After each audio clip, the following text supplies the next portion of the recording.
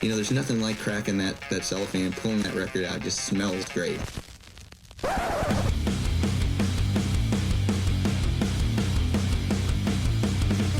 Welcome to BODS Mayhem Hour. Non-stop hardcore energy. I love the show, guys. You're awesome. Unlike any other. With your host, John the Bod, a.k.a. the Bod Father. Man, this stuff rocks. Hey, what's up? This is Bobby from the band Saliva, and you're listening to BODS Mayhem Hour. Yeah. The views and opinions of the guest do not necessarily reflect the views and opinions of BODS Mayhem Radio Network, its staff, affiliates, or sponsors. Parental discretion is advised. Welcome to BODS Mayhem Radio Network. Hey everybody, welcome to BODS Mayhem Hour. I am your host, John the Bod, aka the Bod Father, and as always, I'm bringing you guys and gals awesome interviews, and it's a huge honor and privilege to welcome back Mr. Bobby Amaru, vocalist of Saliva. Saliva is back with their first new music in 4 years, and it's hard to believe in 4 years. The first track off the upcoming album, Revelation Man, is released, and we're going to be talking to Bobby about that, plus this upcoming new album and what the hell they've been doing in 4 years, man. So Bobby, how you doing? Yeah. Man, you know, just hanging here downstairs in my house in Florida. We're off. We're not really doing a whole lot right now. We got some shows the end of this month. And then we're just preparing for tour in June and July and the rest of the year, and new record coming out in summer. And we just released Revelation Man, which has had very good response so far. We're going to drop a video for that April 22nd. So yeah, just doing the rock and roll stuff, doing the dad stuff, you know. So it's safe to say that you guys are going to get back in rotation, get back into the swing of things, all because of this pandemic or what have, man. So how's it been? And we'll get to the 4-year deal here, but how's it been getting back with the guys and you know, collaborating, doing some new music? How's it feel get back in to the studio? Or if you guys are doing that right now, how's it feel? Great. You know, we even during the pandemic stuff, you know, we're constantly recording stuff and working on new songs. And we did a covers record. We got like a lot of songs for a record. We got you know, just it's been great getting back into the swing of things, and creating a new record is always good because you pour yourself into it, and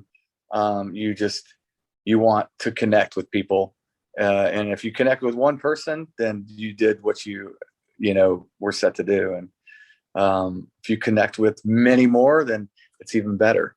So it's crazy to put this in a sentence. It's been 4 years since we've had music from you guys. How does it feel to have this new single out, Revelation Man? And did the pandemic set you guys back releasing anything prior to this, or no? Or not necessarily. I think we're just not great technology you know, savvy, I guess, tech savvy. We should have been releasing songs like every few months, you know, and I don't know now, looking back, you know, whatever, we can't change it, but now moving forward, the plan is to just keep releasing songs just over and over again, you know, release a record and just keep it going. But like few of the songs from this record were recorded a couple years ago. So, oh, wow. Yeah, it's just interesting that we just never shared them. So how difficult is it to sit on those songs during all this and say, man, we got to get these out. We can't just keep sitting on them, and let's just get these out and go on. Dude, you become so bored with them as the band. You're just like, I don't ever want to hear that song again, you know? And, and it's like, hey, it doesn't come out for 6 months, guys, you know? So, but that's just, I'm sure there's so many other bands that experience the same thing and it's just part of it. You know, I guess our attention spans don't allow us to hang on to something so long. I've heard people say on this podcast that they have enough material, and this blew me away, for at least 3 to 4 albums. And I'm going, are you serious? 3 to 4 albums? They're like, yeah, we've got that much material. But my next thing I thought about was like, is this really going to see the light of day? Because when the pandemic is over, hopefully soon, and I hope this is out because everybody suffered from it. You know, are these going to be released from bands? You know what I'm saying? Because you don't know what the mindset's going to be, if they're still going to want to release them. You know what I'm saying? Yeah. You don't know. Yeah. And, you know, times change and people kind of go through different phases of, you know, it's like you write something and it might fit what you're doing at the moment. And then, you know, when you decide a year from now to release something, you're like, yeah, I'm not really feeling it anymore. So, yeah. But yeah, we do have a lot of songs recorded for sure. It's just narrowing them down and picking the ones we want to put on the record. When writing Revelation Man, did this allow you to let go of what you went through? And congrats on your sobriety, man, because this is very hard for folks to overcome and stuff. But for you, was this a new chapter for you to let go and move on? Writing wise, yeah, because I was always writing before, and it was always coming from a place of,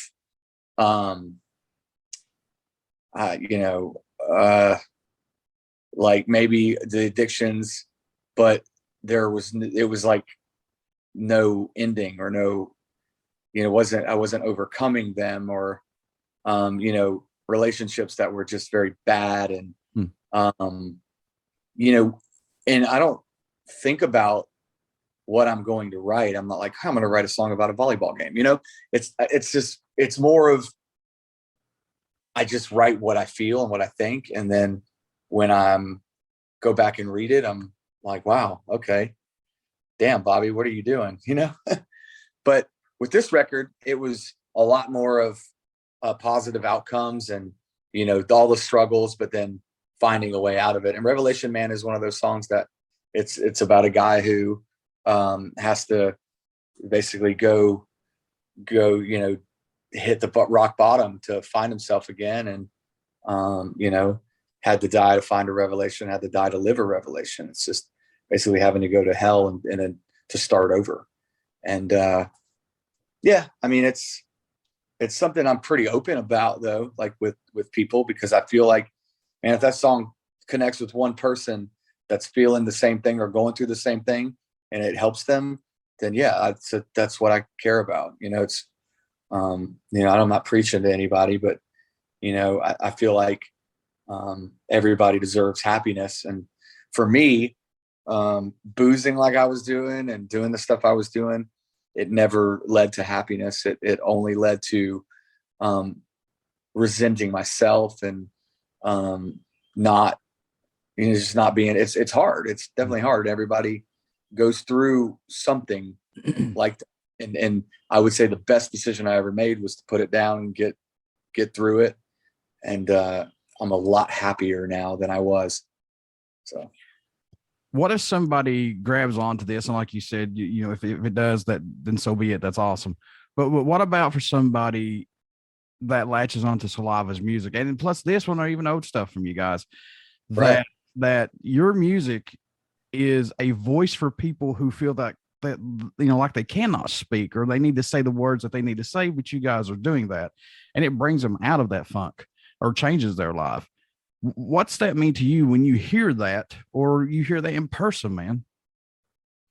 Everything, because it's, you know, as a songwriter and as a singer, you know, you're lending your voice to be heard, you know, and you want people to be able to take that and feel that and connect with it. So, I mean, that means everything to me.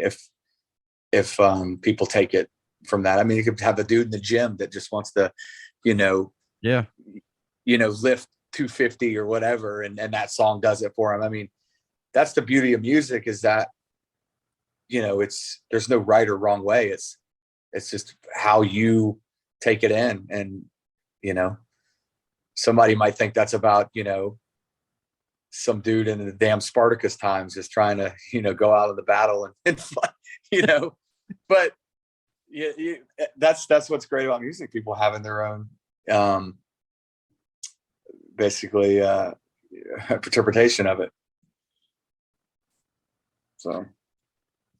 You guys have a lot of tracks wrote on this album so far. Are they all completed? Or are you guys still working on them? Yeah, everything's done. We're just making some last minute tweaks on mixes and stuff, but yeah, it's all been done for a minute. So are there any tracks standing out more to you than any right now on the album that you could talk about? Because I know these are your babies, man. I know you're real close to them, but do you have any that stick out for you possibly that you could talk about? I mean, there's a few for sure that are very, very close. But we're about to release another one in May. I can't really give too much detail just based on what we're trying to do, but I will say that this record definitely, it's a special record, and there's going to be a lot of really cool tunes on here for people. So we just hope everybody, find what they like in it and spread the word, and that means everything to us. It's been 4 years, folks. Give them a break. They'll get their stuff out. Give them a chance. Right. Any tracks that did not make this album, Bobby, we can see on another EP down the road from Saliva, or maybe a new album down the road? Are there any that's got cut so far that's going to end up on another one possibly? Maybe, but it's funny because there's always songs that I end up forgetting about and then revisit them for a record. And then I go, nah, never mind. Like songs that are recorded in the past. I mean, I've got songs recorded 10 years ago that somehow I'll think of it and then see if it's going to fit. And it doesn't, it never works out that way. Well, what about just like a B-side for you? You're going to release them as B-sides maybe? Man, we're having a hard time releasing A-sides here. So we're, B-sides pushing it. Maybe though, you never know. Never say never. Oh, you need me in there. You need me in there as the colonel. Come on, guys, you can do it. Let's go. Come on. Mm-hmm. Was there a song that you guys are working on this upcoming album that changed quite frequently? Possibly. Was there one that had like a lot of tweets on it that you thought was never going to get done? Yeah. There's one in particular. Trying to think. I think I had 4 different choruses for it. Oh, wow. But that's like the ADD in me, dude. I will literally work on, I'll have a chorus and I'll be like, all right, that's cool. And then I'll literally mute it and I'll try to work on another chorus and completely different vibe and see what happens. And sometimes you end up mixing the two together. Or you start from scratch all over again. But sometimes getting outside perspective too, like from some friends or people that you trust, and they'll kind of let you know what they like better. So do you like pushing yourself outside that box though? From your comfort zone of not staying in just that one little typical, Saliva song that we're going to get, you know what I'm saying? Do you like pushing yourself vocally outside that box to see what you come up with? Oh yeah. All the time. You're always trying to challenge yourself to, write better or not do the same thing over and over again. But you want to you don't want to take a hard left. You know what I mean? Yeah. To where the people that, love your band are like, what the fuck are they doing? They're doing a damn reggae record. You don't want to do that, but you also want to be able to, not be afraid to try things and a good song is a good song. I always remember that people are always going to flock to this song if it's a good song, good catchy song. Or like the Misfits trying to do lounge music, from going from horror punk to lounge music. Like, what? Whatever works, man. Whatever you're feeling, keep it spicy. So when you're writing your lyrics, and I know you talked about this just a little bit ago, but when do you say, okay, let's not go this way, or can you do that, or you just let the lyrics write themselves, if that makes sense? Yeah, I don't like to beat it up too much. If it's working, it's working. Like, I've been writing songs a long time, so if I'll work on something and it's just not really going anywhere, I'm not really feeling it, I'll just move on to something else. And then just, you know, I feel like that's the only way that you get out of that. Otherwise it's like demoitis, and you'll just sit there and dwell on the same thing over and over again. And I'd rather just try something different if I'm not feeling it. What's your thoughts on touring and getting back out on the road? And what are you looking forward to the most when getting back out there, man? Oh man, just playing for people that care about rock and roll. That's what it's always been about, going on stage and, you know, giving people a show. And I always feel like I have something to prove every night, you know, and it's, you know, come see the band live, you know, come check Saliva out. I want to step back here just for a moment, if you don't mind. And I want to ask this question too. How many singles are ready to go before releasing this album? Are we going to get a couple more singles, or are we looking at an early release possible? Yeah, we're definitely going to get one more that's coming out in May, and we're going to radio hard with that. And then you'll probably get the record after that. In your opinion, what do you hope everyone takes away while listening to this new single, Revelation, man, or any of Saliva's music in general, Bobby? What do you hope they get from it, man? Man, however, if it makes you feel like you don't want to change it, then we're good.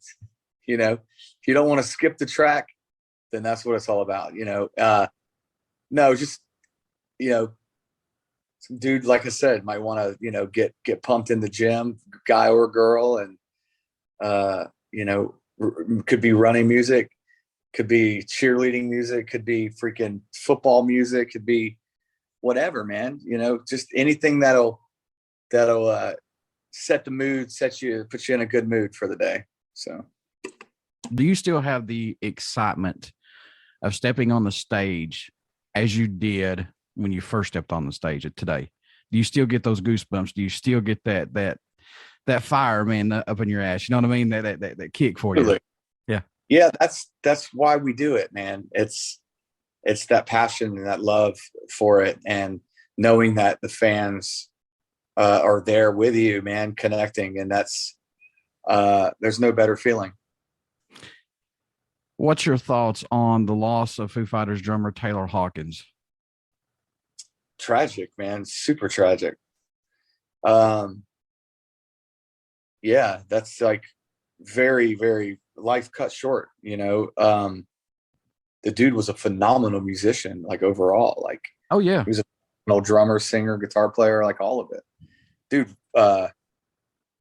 Range Rover Bitch, that song that he put out years ago, like me and Wayne, we jammed that song, man, before we go on stage. Like we would, that was our jam, you know.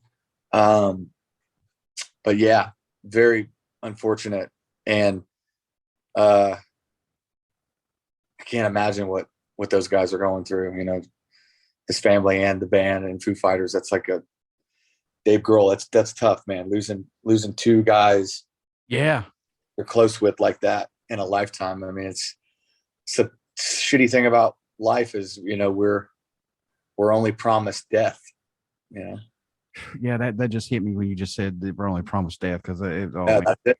Promised anything other than death, man. Exactly. And right. That's the crazy thing about life. But, you know, just respect people, man. And I'm all about being a good human, and I don't give a shit who you vote for. I don't care who you think should or shouldn't be the president. Yeah.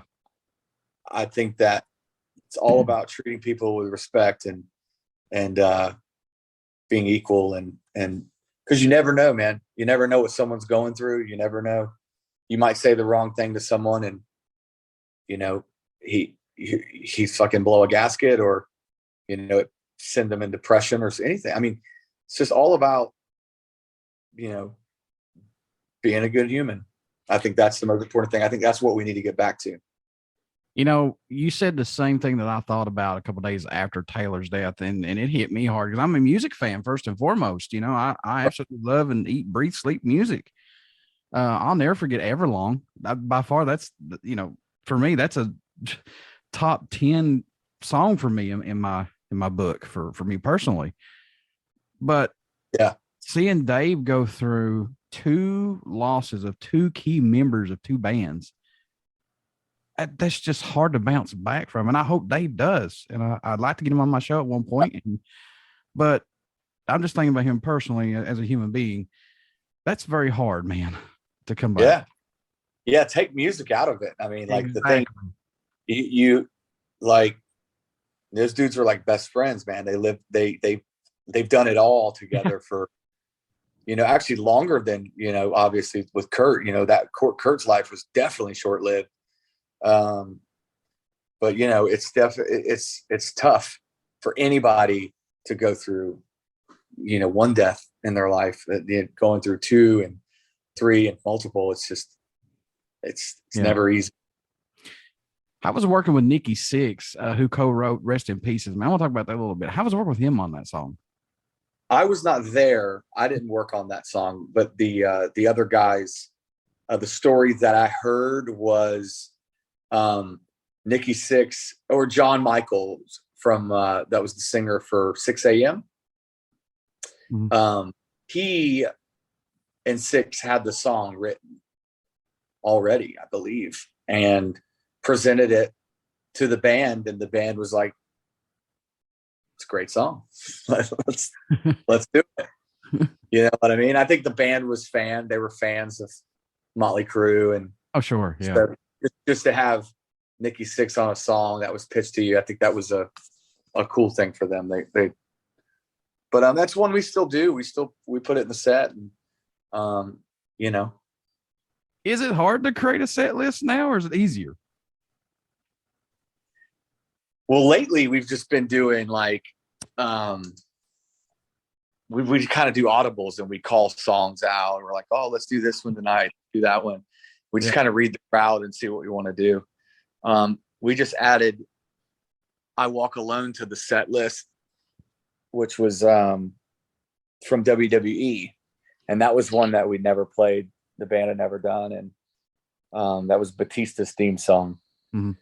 So we started doing that, and people have been like going nuts to it, man. It's been really cool seeing that. So, and look how long that song was done many years ago. And now, you know what I'm saying? People still going ape shit for it, But I was saying it years ago, like, why are we not playing this song? I got tired of people coming up to me saying, why are you not playing this song? This is how I discovered Saliva, man. I'm a WWE fan, and I found like, you guys have to play that song. And I'm like, I know, dude, but these guys don't fucking rehearse, and we haven't rehearsed in like 8 years. So, finally I was like, hey, we're going to rehearse. We're going to do this song. We're going to add a few of these songs into the set that people keep asking about. So, are there still songs that you want to incorporate into the set list that's not been played live yet, other than the Batista thing?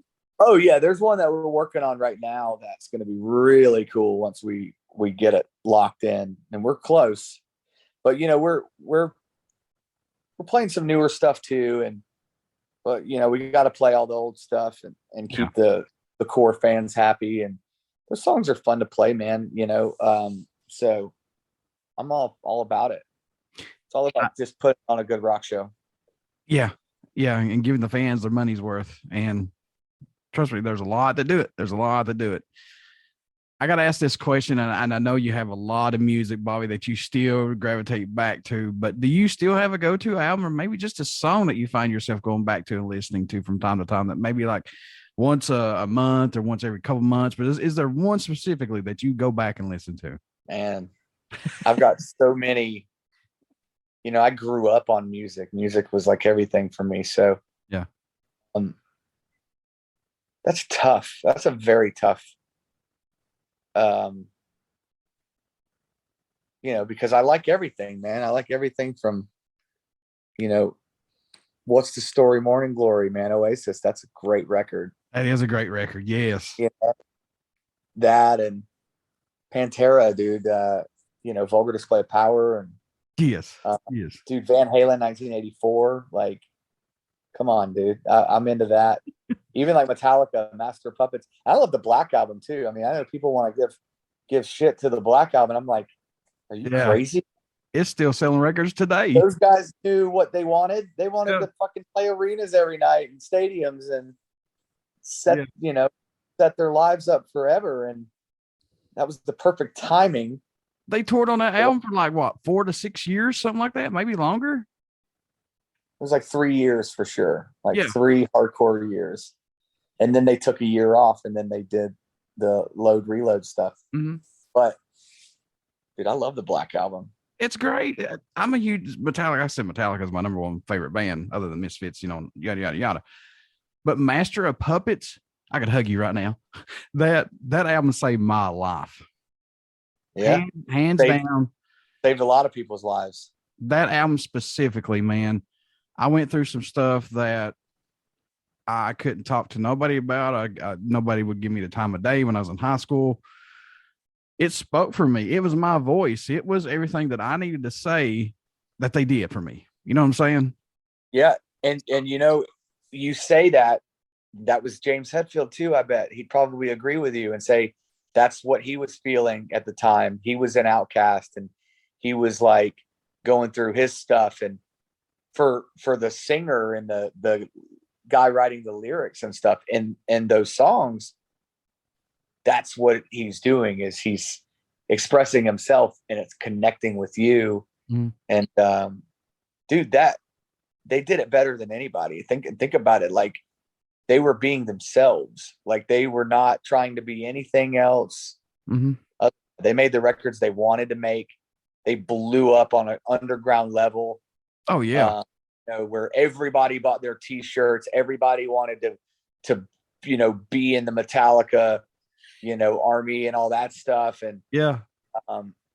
and it's the beauty of music, man. Oh, those are the ones that last forever. For sure. And the reason why it connected with me is because my dad was real sick and I lost him when I turned 18 in high school. I was a senior in high school. But no, I just graduated high school. I'm sorry. But you think your parents are, who has a good parents and everything, who are fortunate to have good parents. You think they're Wonder Woman and Superman, and then when my dad got sick, I couldn't help. You know what I'm saying? It's like I couldn't take his pain away. I couldn't do anything other than go to the hospital and watch him suffer. You know what I'm saying? And that just ate at me. And then lo and behold, one day, this is no joke, the sun was shining in my room and I looked over, it was on my CD stand and right on Master of Puppets it was. I was like, oh shit. So I grabbed it and took it, put it on the CD and CD player, let's start listening to it, and it just took me away. That album, man, was my sanctuary, if that makes sense. It was my voice. It was everything to me. Still to this day, I can go back and listen to every track on that album and still. What's your favorite song on that record? Okay, I'm going to be straight up with you. It's Orion, and that's just the instrumental because that track actually saved my life from taking my life one night. Wow. So yeah, Orion for me was great fucking track. And they were always good about doing those like instrumental type songs back. Yeah.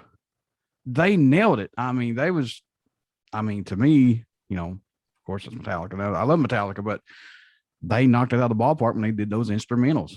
And Cliff was a big part of that. He's like, hey, let's do this. But Orion, man, go ahead. Think about Cliff and James together. Oh, yeah. So there was something there, man. And you never really hear people say that, because I would always hear people say things like, oh, Cliff, or whatever. I'm like, man, James Hetfield is a fucking genius, man. And put Cliff with James Hetfield together, and that's what you get. You get that shit. Because think about like those bend, like those melodic solos and shit in that. Yep. Bass line. Like that's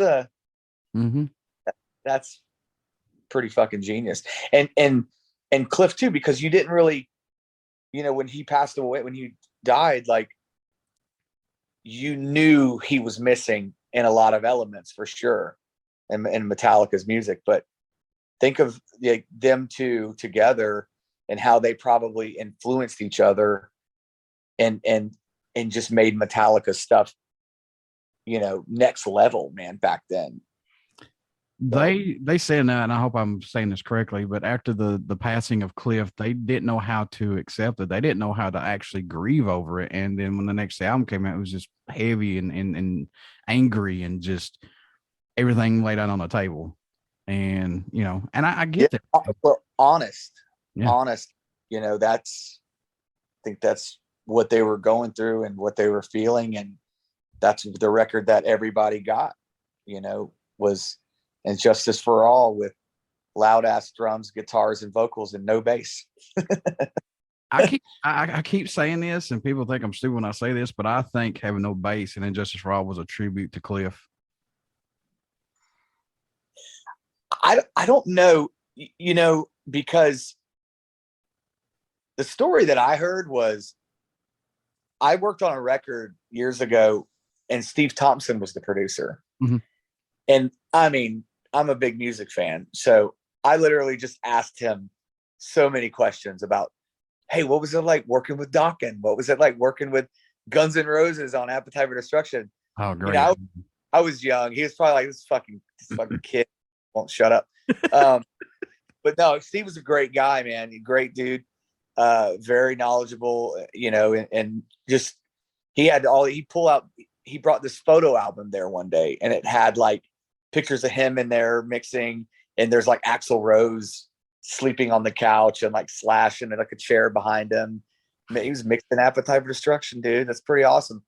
And he mixed Injustice for All. And I asked him the question, and he told me, and I'll say this because he said it in an interview later on, I think. And he said the bass was there. It sounded great. And they just, for whatever reason, wanted it lower. They just wanted it lower. He never said anything about them hazing Jason or thinking that it was anything to do with that. He just said they didn't really have a whole lot of time when they were mixing, and they had a deadline, and they were doing Monsters of Rock tour. Mm. He was doing both records. He was doing Injustice for All and Back for the Attack, Dokken. Both bands were doing Monsters of Rock tour. And he said that Metallica would fly in to sit in on the mix and then literally fly and go play a show. And he had just said that he said he thinks their ears were so burnt out. Oh, yeah. That they just didn't know what they were hearing. They just kept saying those frequencies rubbing together, maybe, is what was weird. But I don't know. People predict it was a hazing thing. That just doesn't make any sense. I don't know why. They'd be like, oh yeah, why would you sacrifice your record like that just because you're fucking with somebody? I don't know. That just never made sense to me. But he just said that he thought they just had severe ear fatigue, and that they just kept saying turn it down or turn this. I think it was everything up. They wanted everything else up, like drums and guitars and shit. Where if anyone was battling, it was probably Lars and James fighting over who could have their instrument louder. Probably. Yeah, I agree with you, man. Why waste your time, have somebody come in your band and haze them and not even have them on the album? I mean, that's pointless. It's a waste of time. You know? I'm sure those bass tracks, I mean, there's a lot of complex songwriting and arrangement and that definitely takes time to do the bass. So yeah, that's always been my theory, is that it was just a kind of what he said, what Steve said was just ear fatigue, and he's like, and then by that point it's like, all right, record's done, let's master it, let's press it.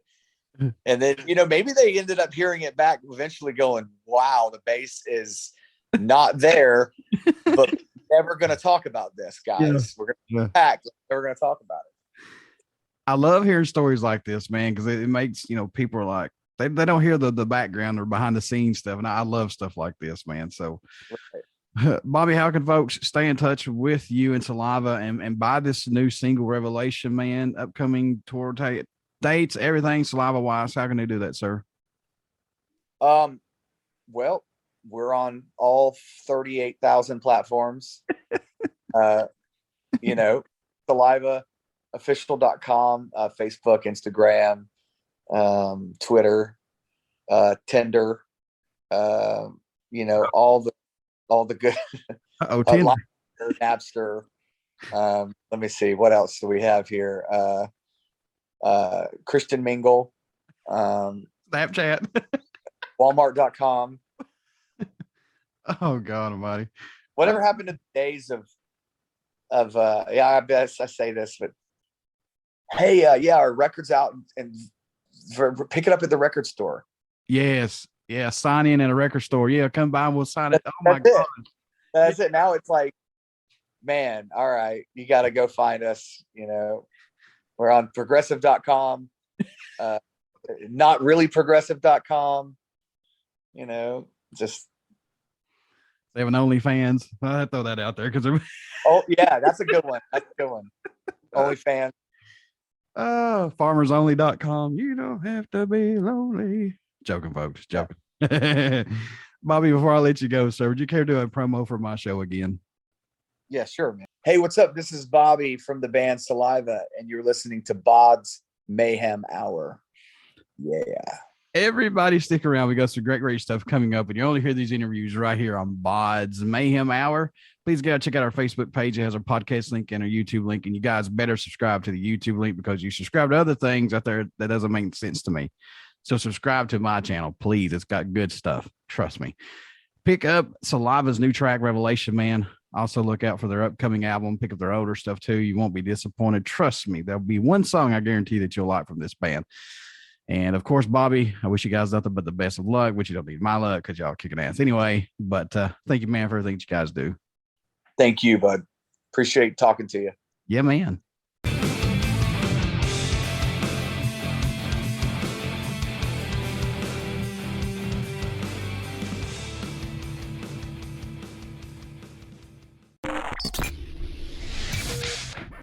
You're listening to BODS Mayhem Hour. Follow us on Facebook, Twitter, and Instagram.